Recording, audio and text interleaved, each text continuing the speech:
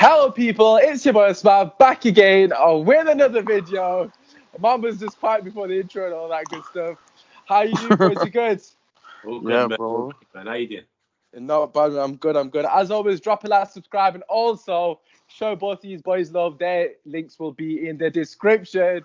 Obviously, the whole museum, my United fans got to stick together and all that good stuff, and no gooners here and all that. Boys, let's get straight to it. There's been a lot of transfer talk. The latest one, I'll come to you first, Ben, is regarding Jude Bellingham. Apparently, he snubbed Man United to go to Dortmund. So obviously, a lot of people on social media having a field day with this. Man United gets snubbed by, a young player again. What are your thoughts on that? Um, I think for him, I'll speak on two parts. I think on him as a player and for us as a club, I think for him it's a good move to go. Because if he came to Man United, he's not going to play this season. He's not going to play next season. Yeah. Maybe not even the season after. So there's no point really coming. For him as a person, it's the right move to go to Dortmund because they develop young players. But I wouldn't really worry about it for Manchester United. Because at the end of the day, we have players in our youth system like we have Levitt, we have Garner. We have players that are around. Obviously, they might not be playing like he is, but we have players that we can actually trust. I wouldn't really worry about him too much. So that's my thoughts on him. To be fair. Fair. Kojo, what about you? What do you reckon? Yeah, I'm not mad at it either, to be honest. It's not a bad move for him to go to Dortmund. Obviously, I encourage younger players to go to another country, improve their knowledge of the game, and learn other cultures. It helps you grow as a man as well, really. But for us, to be honest, the kind of pressure that we put on players, he's only 16, 17. So if he comes and he doesn't hit the heights that he's been hitting at Birmingham, despite obviously knowing the difference in levels. You know how our fan base are, man. You know how football fans are. Yeah. Toxic, man. Toxic. I ain't got time for any of that nonsense, man. So, it's good for him to go over there, play some football. I don't know if he's gonna get as much football as he does at Birmingham, though. I think he has to consider that regardless.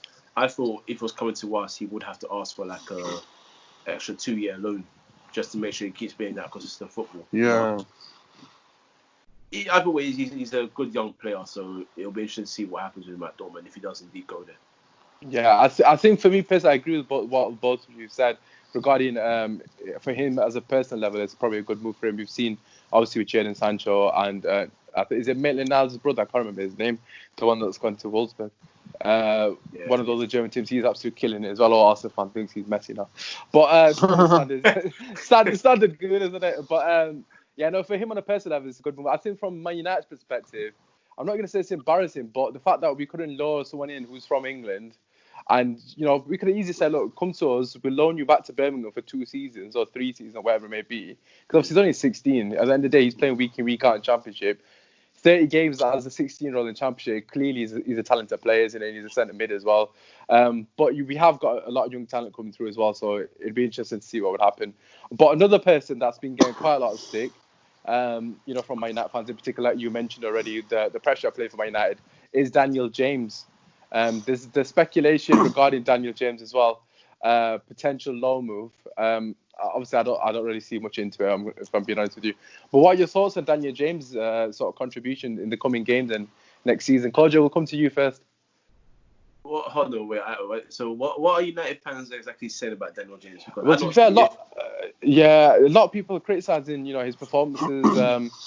It's just his lack of sort of goal return, assist return, his contribution in games in general. A lot of people will be saying he's not of the caliber of Man United.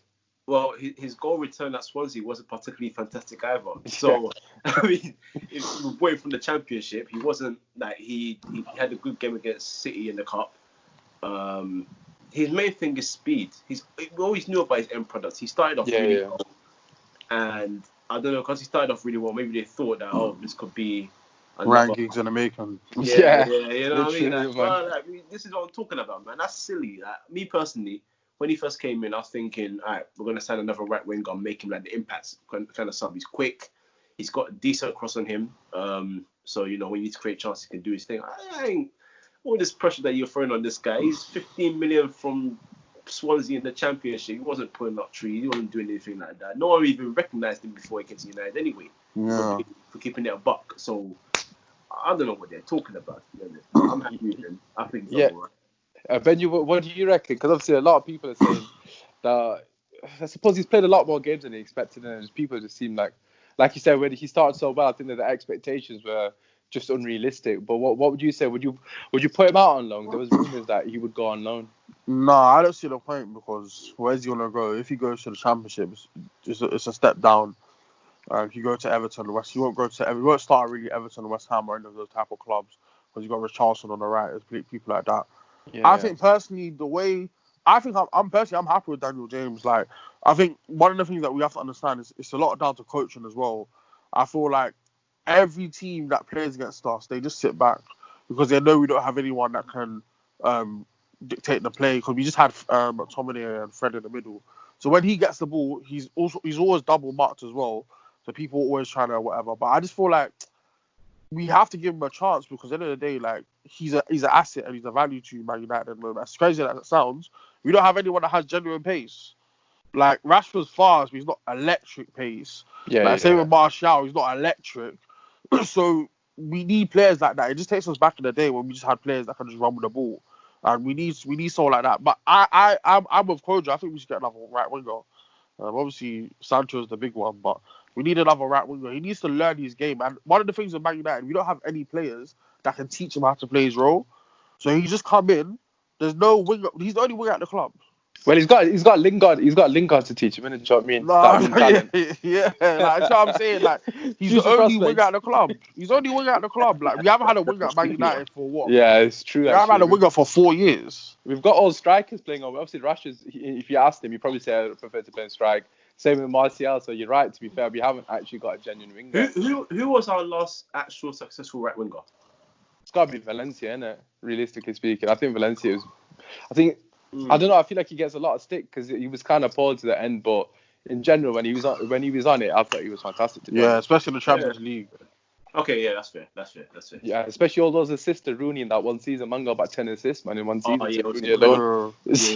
I'd probably say that. I don't know. I'll probably miss somebody out, but I don't know. Ashley Young probably. I don't know if you can class him.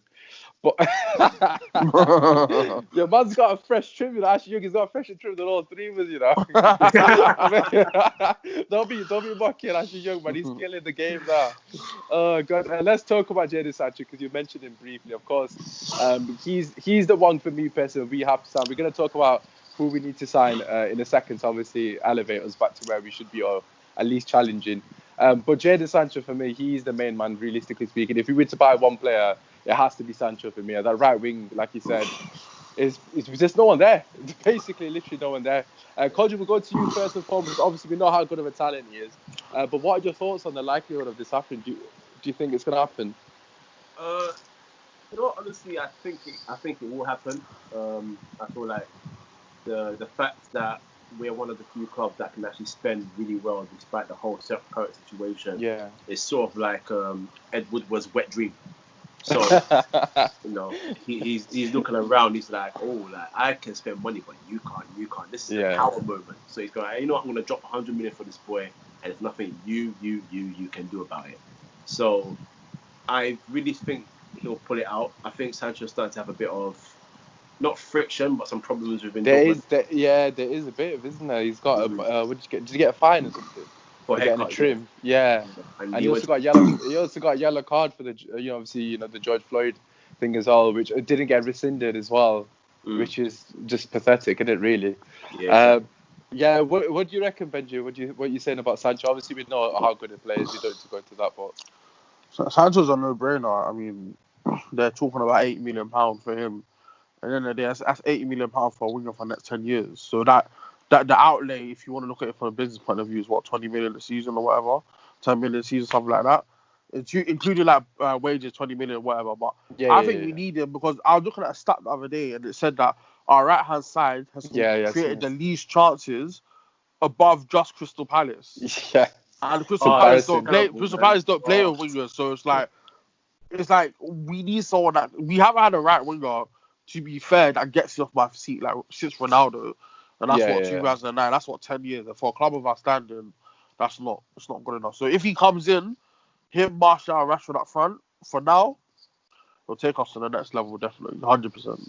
Well, obviously Crystal Palace only got one tactic in it, pass the ball to Zaha and we play to the left wing. So obviously they're not gonna have. If they had more than us and they just play to Zaha, not Townsend, then that's just embarrassing. Isn't it? You look at all the teams, Brighton, Bournemouth, and all these teams, dead teams. Norwich even got more attacking presence from the right wing. I suppose some people would put a case against James not providing that attacking threat on the right wing, but I do agree with both of what you lot have said. For me personally, James. He's a massive asset off the bench, man. Last 20, 30 minutes, tired legs. He's quick enough at the start of the game, let alone the last 8 minutes when people are tired, man. He's going to be unstoppable, realistically, if you utilise him properly. But let's move on to... Oh, go on, sorry, go on. I was going to say, the only thing with Sancho that I'm worried about a little bit is that he's still young and £80 million is a lot. And I don't know what he's like I don't really see him playing the Champions League too tough, like. I don't really think he's really set the Champions League like that per se. He had a good performance against Barcelona. That's the only thing I'd worry about. Because if he comes, especially at Man United, the way they are at the moment, the pressure, like Kojo was saying earlier, is how he deals with the pressure. That's the big one. So, he'll be a good signing, but I'm just thinking about him mentally as well. I mean, for me, we can see the talent, but I'm just thinking about him mentally more than anything else, to be honest. You just got to make sure he enjoys his football, man. If he make sure he plays his football and enjoys himself, then you'll see the best of a player. It's all about confidence, isn't it? If the man just shows belief in him, if the fans embrace him, none of that. If he starts having like 4 or 5 bad games and then he's like, oh, see, he's picking Man City. All that rubbish they're gonna come. Yeah, I can see that happening as well. Yeah, let him play ball. Same as DJ as well. Like his problem is he's someone that needs to run in behind with like lots of space so he can just use his feet. But teams sit back against you. But when you're playing City, he lives a dream. And against Liverpool, Old Trafford, it was comfortable for him. So. You just have to realize what it's about playing styles. That's up to the man to find out a solution. Yeah, absolutely. You've spoken about instilling confidence. Do you think Ollie's capable of doing that, Kojo? Especially for the likes of Sancho, I suppose he has got world talents with Pogba and Martial there. But what are your thoughts with Ollie? Has he got that ability? He kind of sort of molds himself on Fergie, as we know, but can he actually do it though? Right, he's shaking his head already. But see, the thing is, the thing about Ollie that I've never had an issue with him picking up players. I think he knows how to get a player like confident enough to go and play games. However, it's his in-game management that just gets me mad. Is that kind of stuff that gets me mad because it takes ages, doesn't he, to make a sub, man? I don't know why. Exactly, and he makes weird subs also. Weird, yeah. I'm like, what are you doing here? Because I feel like, despite Daniel James, I think he went through a run of like not scoring or assisting, like, God knows how many games before he scored for Wales, and let out this like primal scream. He's been able to get the guy playing football. And he doesn't look like he's actually lost confidence. He just doesn't have end products. So I think he knows how to get players playing just in-game tactics and change. Yeah, but would you not say to, like, obviously you mentioned James's sort of barren run, to protect, sometimes as a manager you got to protect the player and bring them out of the firing line. Greenwood, for me personally, was firing, so why not give Greenwood a couple of games here and there and rotate them and share that role? I think he didn't want to put Greenwood into that situation because Greenwood was still young. I suppose. Yeah, that's true. And then apart from that, I mean, me personally, I think you should start Mata because that's experience. No, I don't like that, It's experience. It's technical. Against teams that can sit back where you can't run in behind. You need someone that's got a brain. You need someone that's got an eye for a pass and someone that's got a brain that can unlock tight defenses. Daniel James hasn't got that, and just Pereira definitely hasn't got that. Messi Lingard though, come on. Hesse Lingard. Well, I hear what you're saying with Mata because like with Mata, I don't hear it about it since I hear it only because when Bruno's been there, he's been better. But before he hasn't really, especially on the right. I would never play him on the right again. Even before Bruno came in, even though he's played very rarely. He played well with Herrera as well, to be fair, when Herrera was not on the right, man. He's played rarely, but when he's played, you can see that it's the difference in the ability of at least using vision, He's got that intelligence, isn't it? When you're playing teams that sit back, you can't run in behind and use pace all day long and counter attack. That ain't gonna work. No. Yeah, to be fair, that's a valid point. Obviously, if you're playing against the likes of a team, we'll just use Brighton as an example that are going to we'll use Burnley as we lost to them. Two banks of 4, then I suppose Mata does make more sense. You need someone to unlock the defence. But realistically speaking, of course, we need a better option than Mata. Let's be honest. Yeah. But let's talk about other sort of roles. a lot of speculation surrounding the centre backs position. Obviously, for me personally, and I still stand by this, Bailly is the best centre back we got at the club. I've said this since day one. Obviously, I know people can say Maguire, but for me personally, if Bailly could stay fit, the guy for me is world class, but he can't stay fit, so can't rely on him realistically. Yeah. There's someone that's a free agent at the end of the season, No. which of course I'm just gonna ask anyway. No. Thiago No. Silva. No. I don't think Benji wants him. I don't know what gives me No. that impression. No. Kojo, what about you? I'm tired of high Benji, go ahead, paychecks. sorry. I'm tired of people coming to get high paychecks at the club, honestly, man. Because if he comes, he's definitely getting between 200 and 250 grand a week. Yeah, 100%. And nah, I just can't. Nah, I just don't want him there at all. I much rather do what's that young centre back, Mengi or Twanzebe, than spend for him. Nah. Well, so there's a few decent centre backs, young ones about. Anyways, Kojo, we'll quickly ask you because I've got a feeling you're probably going to say something similar. No, I like Bailly. First of all, I'm gonna agree with you. Yeah. I actually prefer Bailly and Lindelof. I think people are a bit iffy on Lindelof, but Lindelof doesn't get beaten on the dribble. He just needs to be damn stronger in the air. That's what he needs to. Yeah, he's very weak in the air. He gets that sorted, and then we've got someone that's very, very top level. You know what I mean? Not world class, but like at least very depend upon. Thiago Silva. I actually do like Thiago Silva, but he's at the end of his powers, man. He's 35, isn't he? Yeah, he's 35, and PSG don't play him as much anymore because they realise he's starting to slow down. Sort of like how we did with Gary Neville, that club captain role, and then what's done with him, it's time to retire. Yeah. You know what? Let him go somewhere else and let him be found out. The Arsenal. song that I'm thinking of, I'm sure everyone knows what I'm talking about. Let him go there. Let him go there. And, they can enjoy him at the end of his powers. Oh God, Arsenal will love it. They love the elder ones, isn't it? Sylvester and David Luiz. The old Brazilians. Yeah. Mate. Wasn't it Luiz and Thiago that got hit for 7 against Germany? That'd be a great combo. Bring them back, reunion and stuff. Bring them back to Old Trafford. But I agree regarding the paycheck. It's obviously he's going to come for a paycheck, innit? It would be interesting to see what it would be like in the dressing room, though, in terms of experience. Because I suppose in that sense he's got that in abundance. But I just don't think we need a centre. But I think Tuan Sabi needs to be number 4 for me personally, and get rid of Who's number 3? Oh, Bailly's number 3. Okay. Bailly's number 3 at the moment. We don't really have a number 4. It seems obviously because Smalling's still here. Let's quickly touch on Smalling before we move on in the centre back role. We come to you, Benji. What are your thoughts on Smalling? Would you keep him, or I'm hearing Roma interested in taking? Him and Jones, I'll get rid of him simply because Smalling. I think the Smalling, he can have 3 good games and 2 bad games. Yeah. And in the 2 bad games, he does like some 2 very, very bad errors. Yeah. And I just feel like he's lost his pace. He's not strong in the air anymore. We have to move on. I feel like there's a lot of players that we just have to get rid of. Him and Jones, especially Phil Jones. Don't forget Rojo. Smallings is 100%. But I prefer Rojo. This sounds crazy, but I prefer Rojo over Smalling simply because Rojo at least will hurt somebody. Smallings never gets close to anyone. Like he's always far from everybody. So he needs to go. Fair. So Benji's clearly not gonna turn up to Smalling's testimonial, but Kojo, are you gonna be there? What you saying? You know what? Nah, I wouldn't. Nah. I actually don't have an issue with him. I just think, like you said, it's time to move on. There's certain players that we brought in like 2011, 2012 that were supposed to be the future, and that it hasn't happened the way that it was hoped to be. So, but sometimes you just gotta say, he's been a good servant, to be fair. He's done well. He's had like 2 or 3 in the times being. He's had like 2 or 3 good seasons that I can look at him and say, you know what, you done well. The infamous Mike Smalling season. Legend. So iconic. Yeah, I don't have an issue with him. I have a big issue with Philip. Oh my God! Yeah, I have a you big seen the report? You've seen the reports that Jones is injured again. You know what? At this point, I had some sympathy for him because I know that he had that thing where he was asked about social media and it does get to him. I understand that. Yeah. You don't want to go. Then leave the club.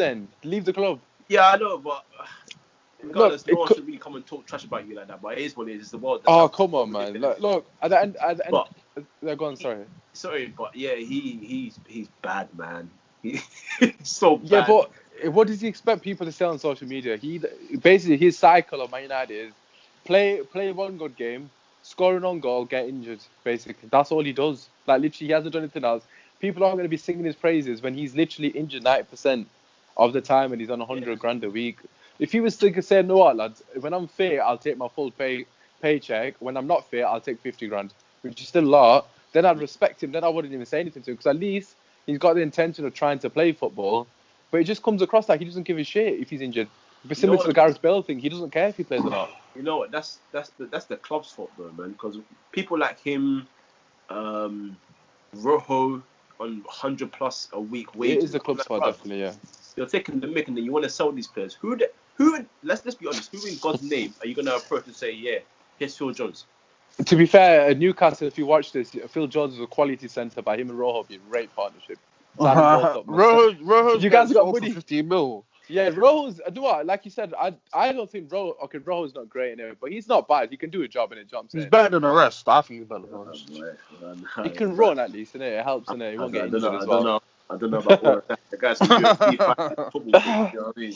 Yeah, to be fair, he thinks he's flipping WWE or something. The guy's sliding in every 2 seconds.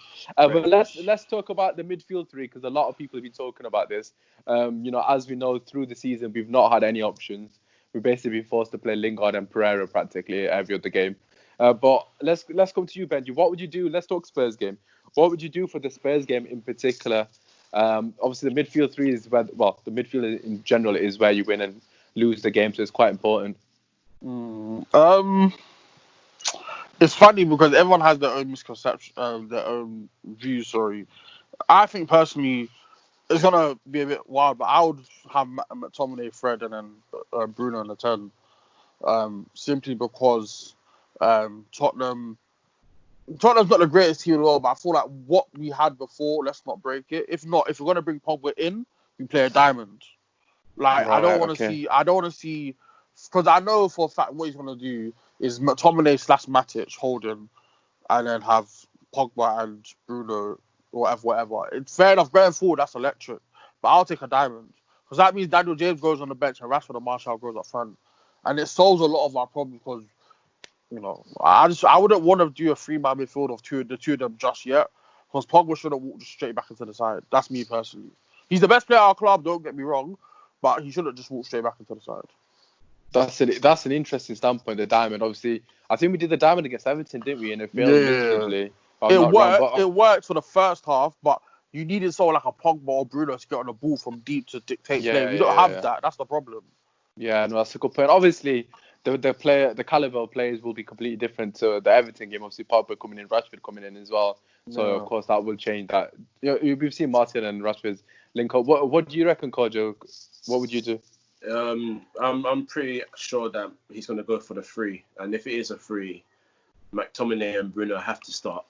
The toss up between Pogba and Fred, because obviously, like I said, Fred's in form, but Pogba's quality is he's Pogba. He's the best midfielder, best player in the team. So I think he's been playing a lot of Pogba and Bruno together in training matches and so on, trying to get that connection going, trying to get something moving. So that is the intention, and I like it because I genuinely feel like there is an intelligence within that midfield three. I think Bruno came in, he's much more of a controller. He's obviously got an eye for goal from distance, set pieces, all of that. You got McTominay, who at the end of the day, when he tends to do a job, he does it damn well. He's done that for a while now. And obviously with Pogba, I feel like if he's got midfielders next to him that do their job very well, then he's going to feel free to do his job also. So I will stick with those three. With Tottenham as well, especially, their midfield this season just isn't that great. Tanguy and Dembele, if he starts, he's not going to last 60 minutes. Joe's got him in the park right now as a speaker. He's getting this extra 30 minutes. Harry Winks is average. The only two midfielders I really like in that midfield so far are Giovanni Lo Celso and Oliver Skip. But Skip? Yeah, because Skip is... But he said Skip. No, but I won't lie. Yeah. I think I know we shouldn't talk about Tottenham. I think Dele Alli would be a big miss for them though. Only because he's the only midfielder that actually like to run in behind. He scored passes our as well, didn't midfield. he? Obviously. Yeah, he's the only midfielder that would try and break lines and run behind. All of the rest of them, they want it to feet. And I think if they're gonna have that midfield, Fred would be perfect to start for that. Get him and McTominay just running around, and then put Bruno in. You know. That could work. That could work. Yeah. That's true. Yeah. That's true. I like good. Oh, I've not noticed. I'll be honest with you. I'm not gonna lie. My boy's a Spurs fan, in a diehard Spurs fan. He's not meant to skip, to be fair. So I'll ask him. But yeah. So obviously Sissoko is the main one for me personally, because obviously he's got that ability to drive the ball out. Of course, he's fit. What's Sissoko are we talking about? What do you mean, Sissoko? No. Spurs is Sissoko, bro. Come on, man. Wait. Are you talking about a threat to us? Nah. To be fair to him, he's had a good. He just runs in a straight line, man. Where does he play? He plays what, left or right? Where does he play, left or right? No, I think he plays. I think he kind of plays box to box, for Spurs. I think. Yeah. Bruv, Brandon Williams will kick his ankles, man.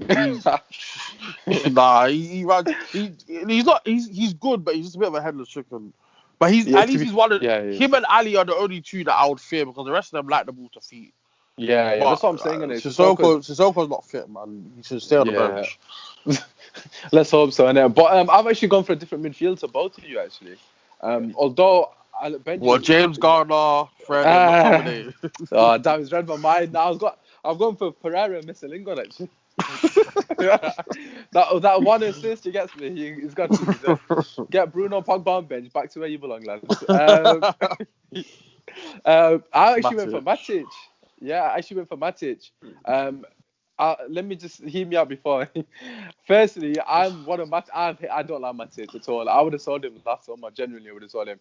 But I think he deserves a lot of respect, because he did save our season. To be honest with you, because if he didn't step up in that period, we were looking like dead food, like Arsenal. And jobs in, like we're looking down there, 10th, fighting for that 10th spot. So I think. Although it's hard to leave Fred and McTominay out, because every big game we played, them two have been fantastic, and I think they're arguably the best players on the pitch in every game that we played against the top six. Even obviously, McTominay scored against Man City as well in the last game, so it is difficult to leave McTominay out. But I actually went for Matic, Pogba, and Bruno, only because Pogba in the DM, because obviously he's done it so many times. Not DM, sorry, box to box. Done it so many times with Kante. For France, so I think he's more than capable of doing that. Obviously, last season, Pogba got the assist to Rashford as well from the deep when he played the ball. Though. Go on.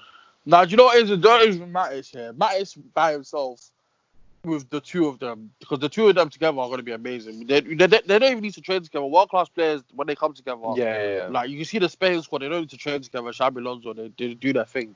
Matic with his legs and with the two midfielders pushing up high, I can't see it, man. I can just see like him getting a red card in that game if he plays by himself, personally. Because I know Pogba likes to venture forward, Bruno likes to go forward.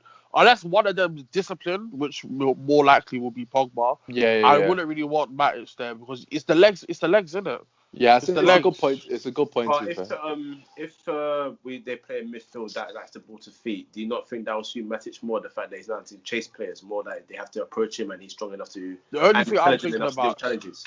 The only thing I'm thinking about is Harry Kane dropping deep and getting in and around, because they like to do this. Well, Mourinho's not that smart, not to be rude, but Mourinho doesn't have them tactics, innit?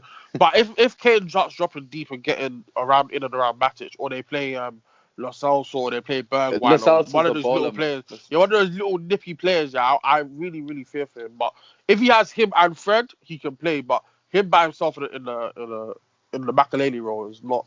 No. Yeah, to be fair, that's a valid point. I can't really argue with the points you put across. But he's the only one that will sit, so I get why you're saying that. Yeah, to be honest, I think Pogba would play a disciplined role in this game, because I think the players know, and I'm sure Ali will tell him, if we win this game, hypothetically speaking, I think top four is ours. I'm not even joking. Because like after this game, obviously I'm from Sheffield myself, so I know a lot about Sheffield United. But there's only Sheffield United really that can threaten us. Leicester last game of the season, the players are going to be up for it. That's going to be our cup final to get in top four, realistically speaking. But come the last game of the season, so I don't feel Leicester as much. But I just think if we get through this Spurs game, Pogba puts in a disciplined performance. He's got that, like he did last season when we beat them 1-0. He's got the ability to play that ball from the deep, like the quarterback position role, and obviously played Rashford in like he did to score the goal to win us the game last season. So that's why I would put Pogba in. But if I was to see the lineup of Fred, Bruno and McTominay, I wouldn't complain about it because I think I wouldn't any of them can play, and that's finally we can say that we've got 5 midfielders. Well, obviously Bruno's obviously going to play, realistically speaking, but any of the other 4, any of the combination, I'd accept it, and I won't actually be mad at Solskjaer for once. I'd be like, no, fair play. He's obviously seen something in training that we haven't seen. But what we're going to do was finish the video on a score prediction. I know it's a bit early; it's a week till the game, but we'll put your deck on the line. We'll come to you, Kojo, first. What do you reckon? Where's the game? Where's the game? It's at White Hart Lane or whatever the new stadium's called. I think it's White Hart Lane. It doesn't matter. The record there isn't particularly great, to be honest. And plus they got no fans to top it off as well. Naby's got the most goals on the stadium, isn't it? So it's not good, isn't it? Exactly. Naby dealt with it one time. You know, I've been negative for most of the season. I'm gonna be positive this time. I'm going for a 2-1. I'm going for a 2-1 away win. Okay. Damn. Well, Benji, what do you say? I'm gonna go for. You have to give one score, right? Yeah, score. I think it'll be a 2-2 draw. I can see it being a 2-2 draw. To be honest, I can see it being a draw as well. Actually, I just think Jose's just a master of killing a game, isn't he? Like, if anyone's gonna kill a game and part of the bus and be a prick about the whole situation, it's gonna be Jose. But obviously, I hope you're right and we get the win, but that's what I'm saying. I think it's going to be a 1-1. I think we've forgotten how much talent they've got, man. Let's not forget they got Son and Bergwijn up front, man. As long as that game, you know, they've got. And also, to be fair to, every time I see this guy play, he's impressed me, man. He looks like a proper talent. So if he plays in the number 10, he could be a problem as well, potentially. So I think if we got a draw against Spurs, like I said, it wouldn't be the end. As long as we avoid defeat, I don't think it'd be a bad result. Because for me personally, the rest of our fixtures, though, we could win all of them, really speaking. With Bruno and Pogba in the team, obviously both of them playing. So for me, I'll take a draw, 1-1, and then we go again against Sheffield United the game after, innit? But yeah, just before we finish off, one last question, just remembered. What are your thoughts on the substitutes? You know, because you can get 5. How much of a difference do you think that's going to make to the game? Massive. Yeah, that's huge. I'll go, Benji, go on. Alright, cool. I think that's massive for us, personally, in terms of 2 ways. Number one, because imagine if we have a front 3, arguably, of like, okay, we have a diamond formation, whatever. Then off the bench, you bring in Gomez, Chong, Daniel James in like the 78th minute. We like FIFA, you know, you're on FIFA and you're beating someone and you just bring on people with a bit of pace. That's what it is. And it gives us a chance to try our young players. So if we're playing West Ham, we're beating them 3 or 4-0. We can bring on a James Garner, we can bring on a Mengi, we can bring on these type of players. It gives them more of a chance, you know. But for the smaller teams like Brighton and Co, I really feel sorry for them because they don't have the quality. But for United, 100% we have to utilise all of them. If the season started again now and City were closer to Liverpool, I think City would have won the league because of their subs. But, you know, it's a shame they've lost the league already. The disappointment in your voice now. Yeah. Oh, everyone hates Liverpool, man. What do you reckon, Kojo? That's a good point, to be fair. Yeah, no, I think it benefits everyone, to be honest. I think, especially now in this period of time where everyone's going to be lacking fitness, you need to make changes to give some people a bit of rest, a bit of game time. I think for the lower sides, if I'm honest, if you're able to sneak like a 1-0 against a top side, and you've got like 10 minutes left to play, I'll make 5 substitutes just work for defenders. Just sit everyone back, say, hey boys, you know, centre back, you're playing centre mid, but you're going to be more of a centre back. You know, make like the first 7-2-2 formation or whatever. Imagine Mourinho having 5 subs. And he puts on 7 centre backs and 2 DMs. Like, I'll say this about Mourinho. I think he's going to try and play attacking football with his team because he's got his boys back. And then, hear me out. Counter attack. Hear me out. Go on. Let me land. So, when he first came to Tottenham, the idea for him was he liked to play people like Ali, Kane, Son, Bergwijn when he first came. When did he come? No, not first. No, not straight away. He came like November-ish, innit? Right? Yeah. So he was trying to push that team forward and trying to get more goals because he said that he felt like he had the personnel to do that. And then obviously they added Bergwijn, Justin Fernandez, but then injuries came in and played a part. So he's one of those guys where if he has the personnel to do it, he's not going all out attack. I'm not saying that he's a very attacking coach, but he would like to play forward football. However, when they've got the 1-0 win in the bag, then he's sitting. So I feel like against us, we're going to see maybe about 60, 70 minutes of Tottenham going for it. And then if they do have the lead, then they drop him because he's going to be like... But it's different now because if you have Pogba and Bruno, that's long shots galore. Oh, yeah, it's not like back in the day. Remember how back in the day, no one could score goals from far for us. No, but I wouldn't mind if he sits back, to be fair. No, but what you said about players that run in deep and all that, he's got players that will run. People like Sissoko. Forget Tango de Bell, I say his name, forget that guy. People like Sissoko. People like Bergwijn, Son. Okay, these guys will do defensive work to the core for him. So it could actually work out either way. So it's up for someone like Ole to say, how are we going to find that, a way to expose it? We're going to play out wide because in the air, they're not that great anymore. Or the Vero, the Vertonghen, they lost powers. And Davinson Sanchez, to me, personally, is like... Daniel James has to start as well. He's a poor man's Christopher Samba. So... oh, God. Just being honest. Let's go. Yeah, he had that good game against Man United and they decided, didn't they? Was it Europa League or something that he played well against? For Ajax. I hear what you're saying regarding... The something will be interesting. Obviously, we've seen in the German League, it has definitely improved, helped the teams with bigger squads. Obviously, the likes of Ghana, these guys, they'll get more minutes. Hopefully, Gomez will actually get minutes and sign a contract. That's hopefully. But what I will say is it can work in our favour as well because, like we've spoken about the midfield three, hypothetically speaking, if, I don't know, Matic is on the bench and a Fred's on the bench, to bring them two quality of players on when Pogba's tired at the 60th minute to see a game out, you're not complaining, are you? And they're going to be on it. So obviously it remains to be seen. So I've gone for a draw. Two of us gone for a draw, and then you've gone for a win, haven't you, Kojo? 2-1. Trying to be as positive as I can now. Man. Yeah, we love to see it. Boys, I'll have to get you back on and we'll check who's right about the scores. But apart from that, that has been your show. Hopefully you guys have enjoyed it. As always, drop a like, subscribe. Show some love to both of these guys in the description. Like I said, fellow United fans, as always, you got to show some love. Apart from that, it's been your boy Swan. Go on, United!